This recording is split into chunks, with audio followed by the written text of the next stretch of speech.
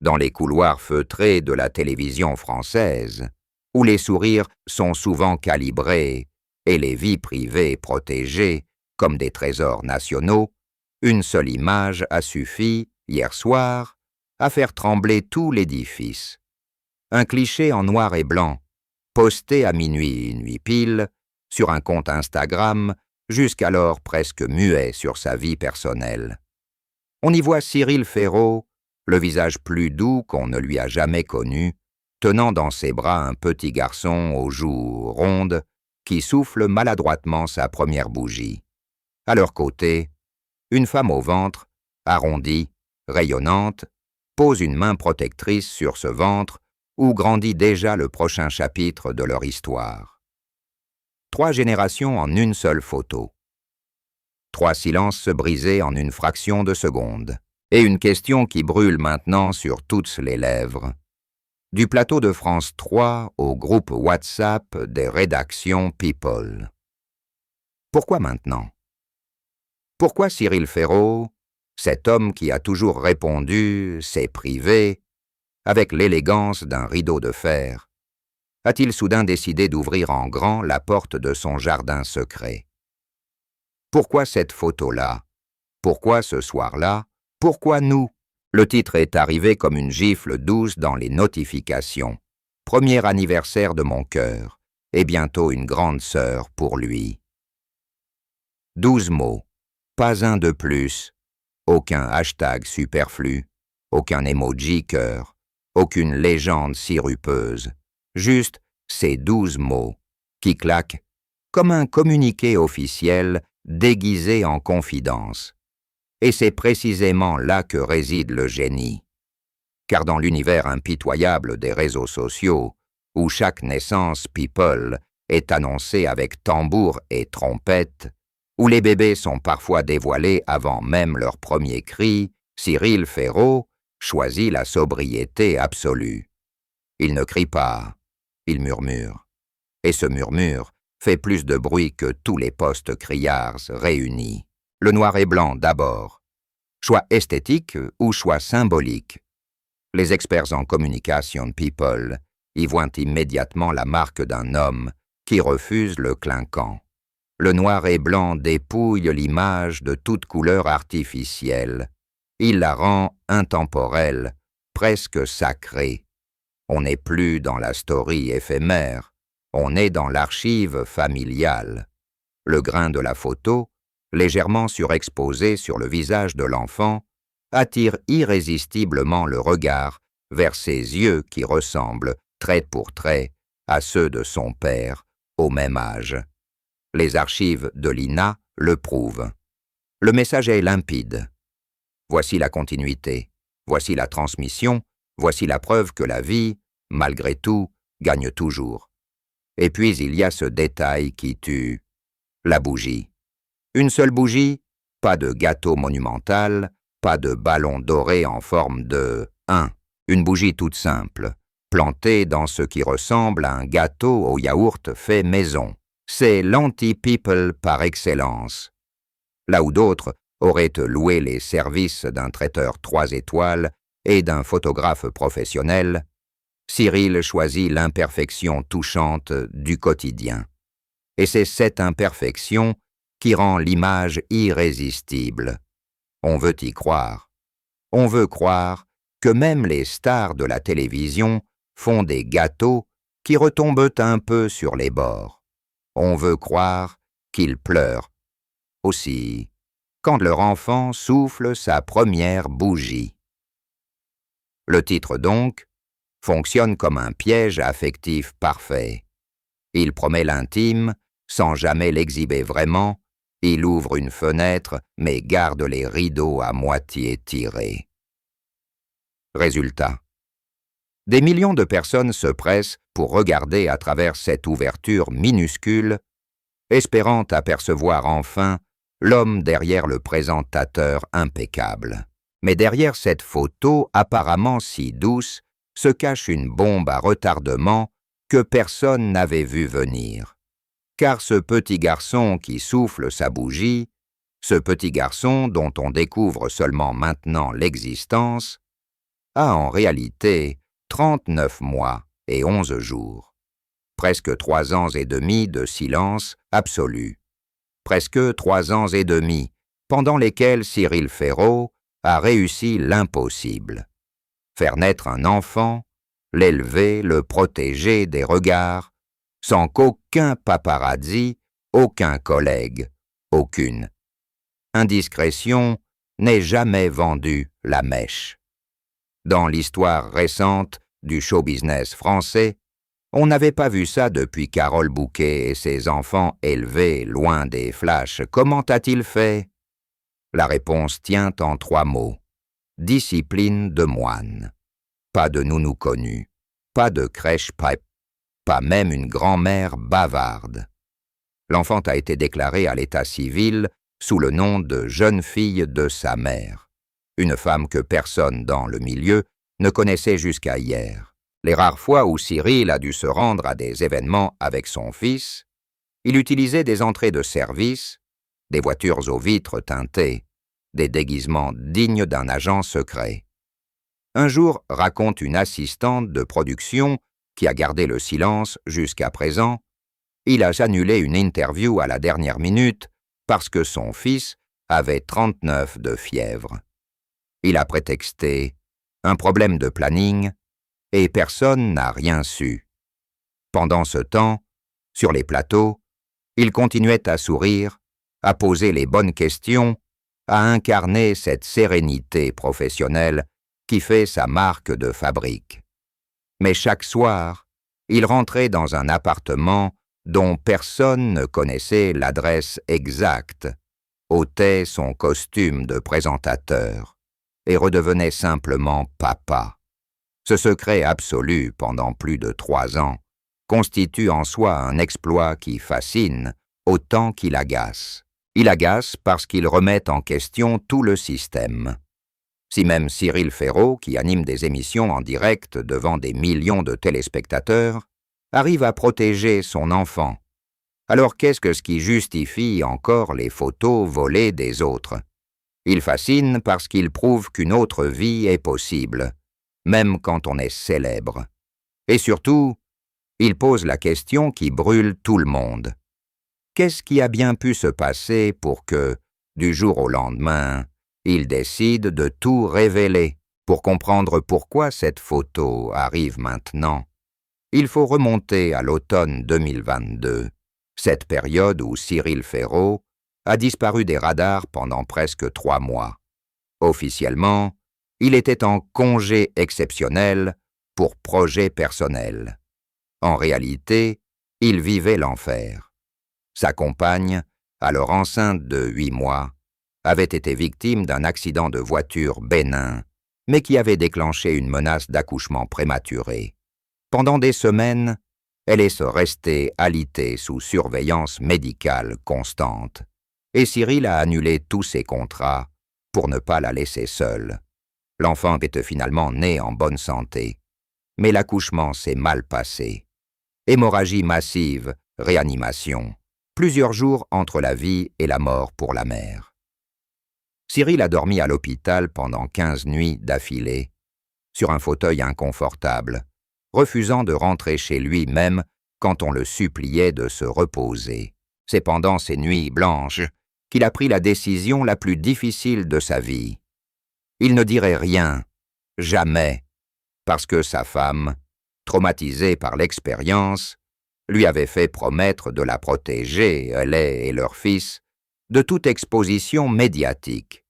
Elle venait d'un milieu très simple, loin des caméras, et l'idée que son enfant puisse grandir avec des paparazzis aux portes de l'école l'a terrorisé.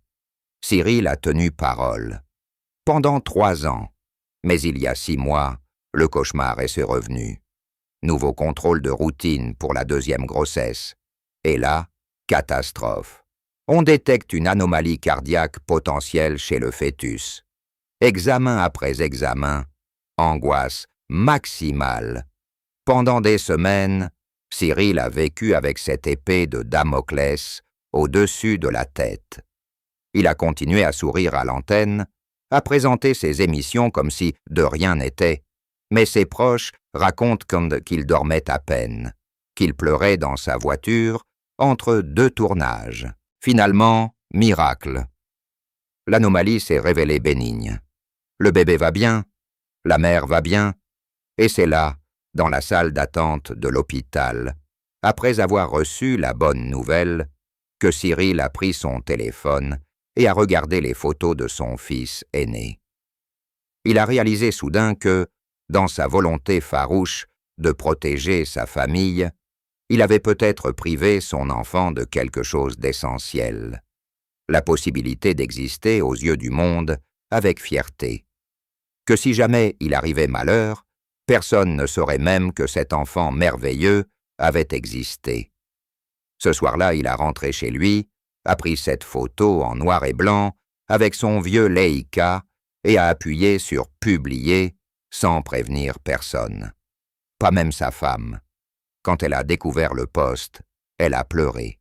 Pas de colère, de soulagement, parce qu'elle aussi, au fond, avait commencé à étouffer sous le poids du secret. Longtemps, Cyril Ferraud a cru que la paternité n'était pas faite pour lui.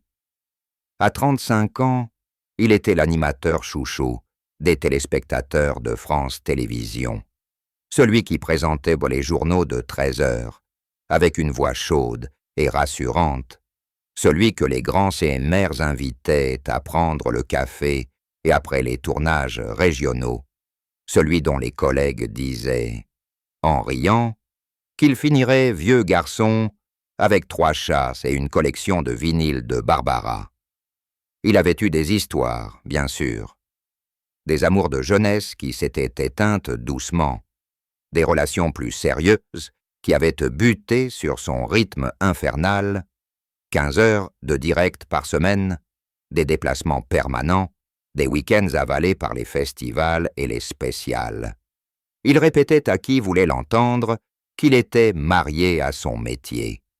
Et puis, en 2019, lors d'un tournage en Corse, pour une émission sur le patrimoine, il a rencontré Élise. Elle n'était ni journaliste, ni attachée de presse, ni même une admiratrice. Elle était simply la propriétaire d'une petite maison d'hôtes où l'équipe avait posé ses valises. Un soir, après le dîner, elle lui a servi un vin blanc capiteux et lui a demandé, sans détour, « Vous êtes toujours aussi poli avec tout le monde, ou c'est juste pour la caméra ?» Il est vrai, ce sans voix. Pour la première fois depuis des années, quelqu'un le regardait comme un homme, pas comme une personnalité. Ils ont passé la nuit à parler sur la terrasse, face à la mer. Le lendemain, il a s'annulé son vol retour et prolongé son séjour d'1 semaine. Quand il est enfin reparti, il avait son numéro de téléphone et une peur bleue, celle de tout gâcher avec sa vie trop pleine, trop publique. Pendant 18 mois, ils ont vécu une relation à distance, presque clandestine. Il prenait le premier train du matin pour Ajaccio le vendredi soir et rentrait le dimanche soir, épuisé mais heureux. Elle refusait de venir à Paris. « Je ne veux pas être la fille de... » disait-elle. Lui, pour la première fois, acceptait de ralentir. Il refusait des contrats, déléguait des directs, apprenait à dire non. En décembre 2020, Élise lui a annoncé qu'elle était enceinte. Il se souvient encore du moment exact. Ils étaient dans la petite cuisine de la maison corse. Il épluchait des clémentines. Elle coupait du pain. Elle a posé le couteau et a simplement dit « On va être 3 ». Il a laissé tomber le couteau, s'est mis à genoux et a pleuré comme un enfant. Pas de joie spectaculaire, pas de cris, juste des larmes silencieuses qui coulaient sur les carreaux en terre cuite. Les mois suivants ont été une révolution intérieure. Il a suivi tous les rendez-vous médicaux en visioconférence quand il ne pouvait pas se déplacer. Il a appris à tricoter. Oui, tricoter. Une couverture en laine mérinos pour le berceau. Il a lu tous les livres sur l'accouchement sans peur, sur l'allaitement, sur le sommeil du nourrisson.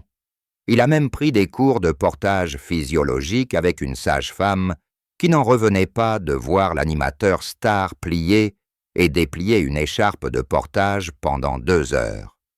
Et surtout, il a pris la décision la plus radicale de sa carrière. Il a négocié avec France Télévisions une réduction de son temps d'antenne. Officiellement, c'était pour développer des projets documentaires. En réalité, c'était pour être là, pour les échographies, pour les nuits blanches, pour les premiers papas. Quand le petit Gabriel est né le 12 mars 2021 à 4h17, dans une clinique discrète d'Aix-en-Provence, Cyril a coupé le cordon lui-même. Il raconte que, pendant les heures qui ont suivi, il n'a pas dormi. Il est resté assis dans le fauteuil, le bébé contre sa poitrine nue, peau contre peau, et y a pleuré encore. Pas de tristesse, juste l'impression que son cœur venait de s'agrandir de manière irrémédiable. Les premiers mois ont été un chaos magnifique.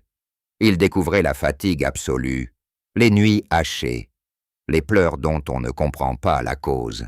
Il apprenait à changer une couche en moins de 30 secondes, à faire rôter un bébé qui refusait de rôter, à chanter une chanson douce, en faussant complètement.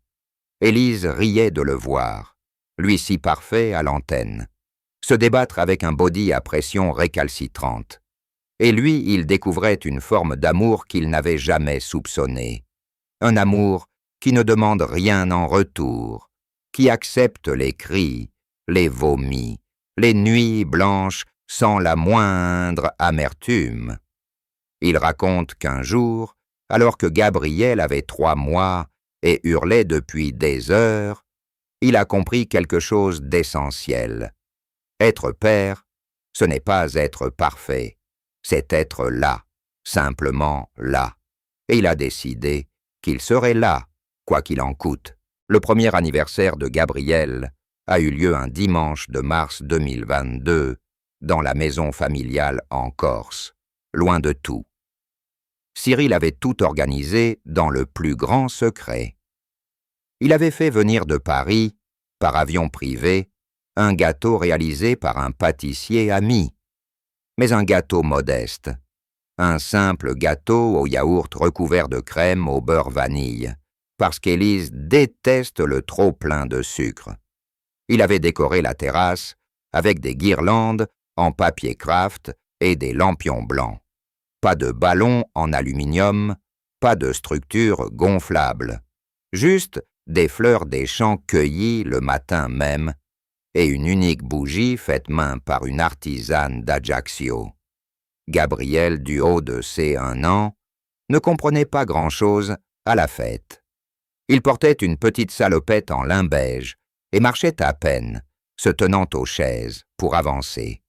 Quand on a apporté le gâteau, il a écarquillé les yeux. Cyril s'est assis par terre avec lui, l'a pris sur ses genoux et a chanté « Joyeux anniversaire » d'une voix tremblante. Élise filmait avec son téléphone, les larmes aux yeux.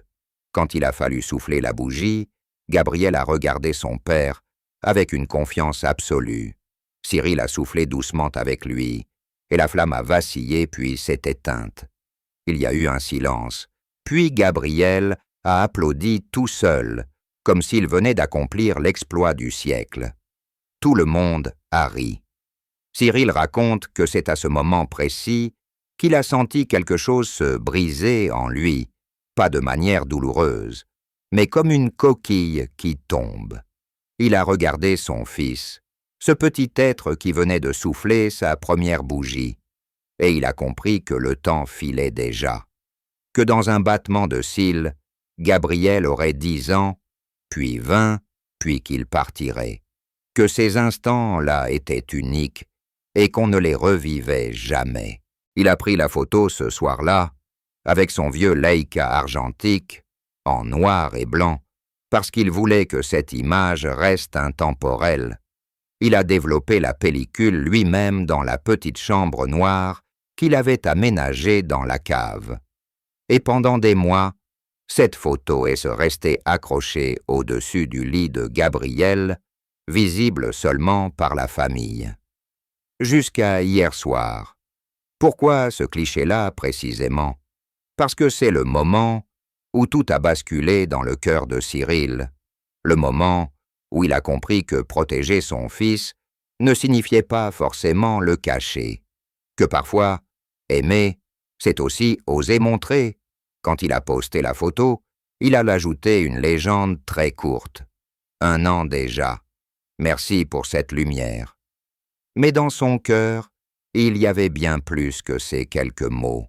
Il y avait 3 ans et demi de silence, de joie secrète, de nuits blanches, de premiers pas dans l'herbe, de premiers mots balbutiés. Il y avait tout un pan de sa vie qu'il avait gardé précieusement pour lui et qu'il offrait enfin au monde, comme on offre un trésor qu'on a trop longtemps gardé dans une boîte fermée à double tour. Élise apparaît sur la photo à peine, presque en retrait, mais sa présence est écrasante de douceur.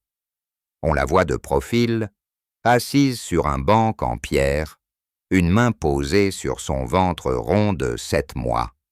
Elle porte une robe longue en coton blanc, les cheveux attachés en un chignon lâche, sans maquillage. Elle sourit à peine, mais son sourire est immense. C'est la première fois que le public la découvre. Et pourtant, elle n'a rien d'une apparition people classique, pas de pose étudiée, pas de ventre mis en avant de manière ostentatoire.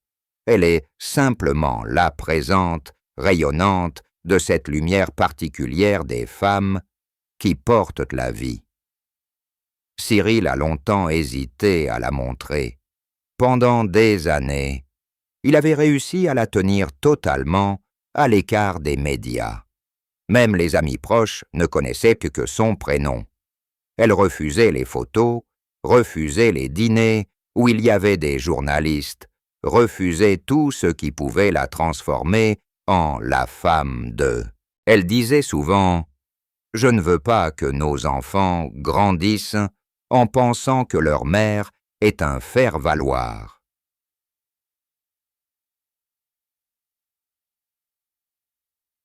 La deuxième grossesse a tout changé. Élise a 39 ans. Cette grossesse est plus difficile que la première. Les nausées ont été violentes, la fatigue écrasante. Et surtout, il y a eu cette alerte cardiaque fétale qui a fait vaciller tout leur monde. Pendant des semaines, elle a vécu avec la peur au ventre. Et puis un jour, après l'échographie de contrôle qui a enfin levé tous les doutes, elle a pris la main de Cyril et lui a dit « Je veux que cette petite fille sache qu'elle a été désirée, attendue, célébrée, même avant de naître. C'est elle qui a choisi la robe blanche pour la photo. Elle qui a insisté pour être sur le cliché, parce que je veux que Gabrielle se souvienne que j'étais là, que j'ai porté sa sœur dans mon ventre pendant qu'il soufflait sa bougie. »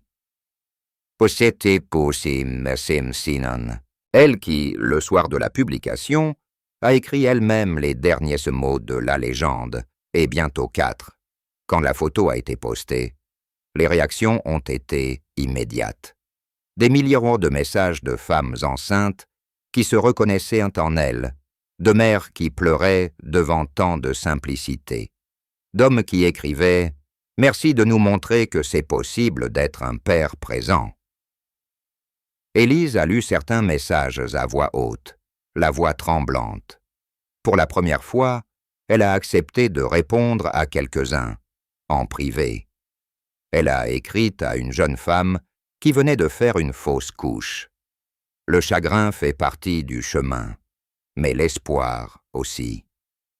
Elle a écrit à une autre qui avait peur d'accoucher. « Tu seras plus forte que tu ne le crois. » Petit à petit, elle sort de l'ombre, pas pour la gloire, juste pour dire que oui, on peut être la femme d'un homme public et rester soi-même. que oui, on peut protéger ses enfants et quand même leur offrir un peu de lumière. La petite fille qu'elle porte s'appellera Rose. Elle naîtra en juin, dans la même clinique discrète où Gabriel a vu le jour.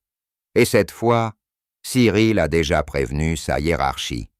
Il prendra 3 mois de congé paternité complet, sans négociation. L'avenir, il le voit en simple et lumineux. Ils ont acheté une maison plus grande en Corse, avec un grand jardin qui descend jusqu'à la mer. Il y aura des poules, un potager, un atelier pour Cyril, où il pourra enfin développer ses photos argentiques sans sauce cachée. Gabriel ira à l'école du village, pas à Paris. Rose apprendra à nager avant de marcher.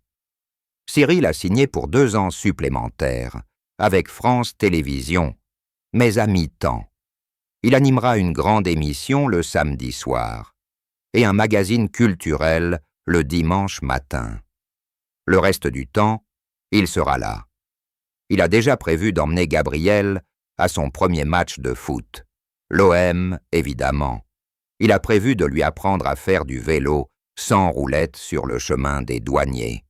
Il a prévu de lire Le Petit Prince à Rose tous les soirs, même quand elle sera grande. Élise, elle, veut reprendre son travail de céramiste. Elle a déjà installé un four dans la dépendance et rêve d'ouvrir une petite boutique au village. Ils ne fermeront plus jamais complètement la porte. Il y aura d'autres photos, d'autres moments partagés, mais toujours à leur rythme, toujours sans forcer. Cyril dit souvent maintenant. J'ai passé des années à protéger ma vie privée comme un trésor. J'ai compris que le vrai trésor, c'est de pouvoir le partager quand on se sent prêt. Hier soir, en regardant les milliers de messages qui affluaient, il a pris Gabriel dans ses bras et lui a murmuré à l'oreille. « Tu vois, fiston, le monde n'est pas si méchant que ça. Il y a beaucoup d'amour là-dehors. » Et Gabriel, qui ne comprenait pas encore tout, a simplement posé sa tête contre l'épaule de son père. Comme pour dire « Oui, papa, je sais, tu es là, c'est tout ce qui compte. Quant à nous, nous refermons cette fenêtre entr'ouverte sur leur bonheur avec une seule certitude. Parfois, les plus belles histoires ne sont pas celles qu'on crie sur tous les toits. Ce sont celles qu'on murmure pendant des années avant de décider, un soir de mars, de les offrir au monde comme on